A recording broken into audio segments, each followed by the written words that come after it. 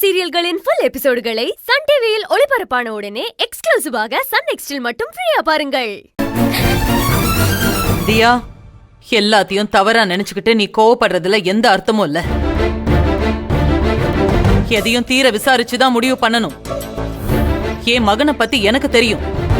அவனோட இந்த வீட்ல வேலை செய்யற காயத்ரியை நீ நினைச்சு பேசுறது என்ன அவமானப்படுத்துறதுக்கு சமம்.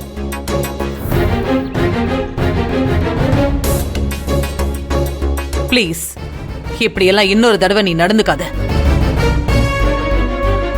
அம்மா, கண்ணம்மா பாட்டிகிட்டையும் காயத்ரி கிட்டையும் தியா நடந்துகிட்டது ரொம்ப தப்புமா.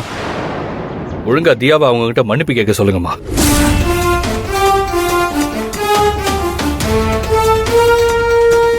மன்னிப்பெல்லாம் கேட்க வேண்டாம்.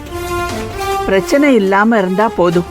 காயத்ரி ஏதாவது தப்பு பண்ணா அது ஆதிசங்கரி அம்மா கிட்ட சொல்லி அந்த பிரச்சனைக்கு ஒரு முடிவு தேடுறதா கரெக்ட்.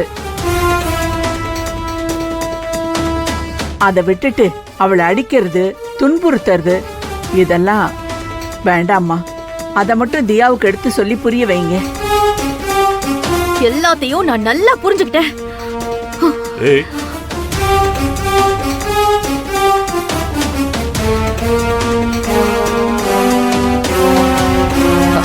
காயத்ரி, கண்ணம்மா, இப்படியெல்லாம் நடக்கும்னு நான் எதிர்பார்க்கல. இனி இப்படி நடக்காது. நான் பாத்துக்கிறேன்.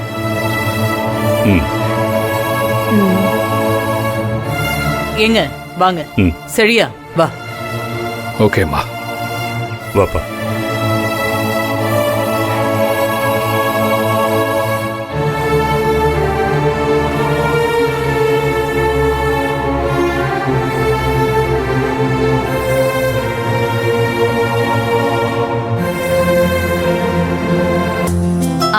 ஆமா ஆமா, பெரிய ஃபேமிலி.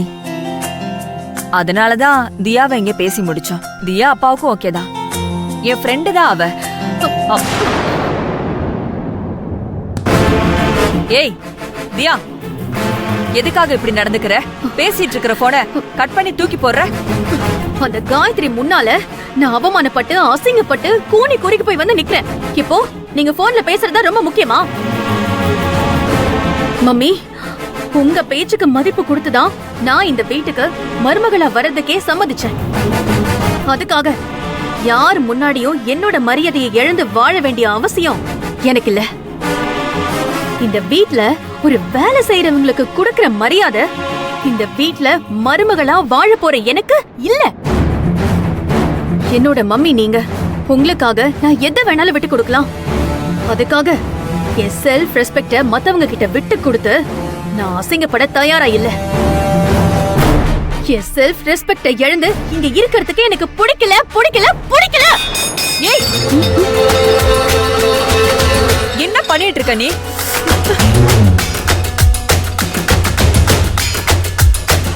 ரேஷ்மா, என்ன இந்த தியா வெறியாட்டம் ஆடிட்டு இருக்கா? வா, நம்ம போய் என்னன்னு கேக்கலாம். மம்மி, நாம போனா அந்த தியாவோட வெறியும் கோவமும் வேற மாதிரி திசை மாறிடும். என்ன நடக்குதுன்னு நாம இங்க இருந்தே கவனிப்போம். அதுவும் சரிதான். வா. நான் அவமானப்பட்டுட்டேன். இப்படி வெறி பிடிச்ச மாதிரி கத்தாத. சொல்றத கேளு தியா. முதல்ல அமைதியா இரு. முடியாது முடியாது முடியாது. என்னால அமைதியா இருக்க முடியாது. நான் கொந்தளிச்சு போயிருக்கேன். என் கோவத்தை கட்டுப்படுத்தலாம் நினைக்காதீங்க.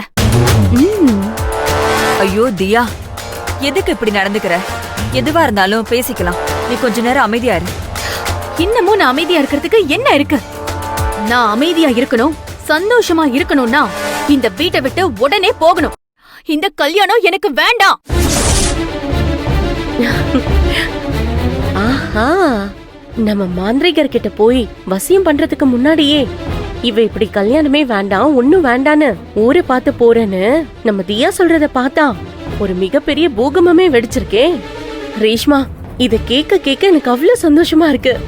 மம்மி, இந்த கண்கொள்ளா காட்சிய இந்த தியா பெட்டி படுக்கை எடுத்துக்கிட்டு இந்த கல்யாணம் வேண்டான்னு ஆதிசங்கரி ஆண்டி கிட்ட சொல்லிட்டு இந்த வீட்டை விட்டு போற வரைக்கும் நான் இவங்க டிராமாலாம் நம்ப மாட்டேன். நான் தான் தப்பு பண்ணிட்டேன். நான் உங்க பேச்ச கேட்டே இருக்க கூடாது. தியா, முதல்ல நீ கொஞ்சம் அமைதியா இரு. என்ன நடந்துச்சு? எதுக்காக இப்படி எல்லாம் நடந்துக்கிற? முதல்ல அத சொல்லு. அதுக்கப்புறம் இந்த கல்யாணம் வேணுமா வேணாமா, நாம இந்த வீட்ல இருக்கலாமா போலாமான்னு நான் முடிவு சொல்றேன். பேச்சு மாற மாட்டீங்கல்ல? நிச்சயமா மாற மாட்டேன். சொல்லு. சொல்றேன் மம்மி, சொல்றேன்.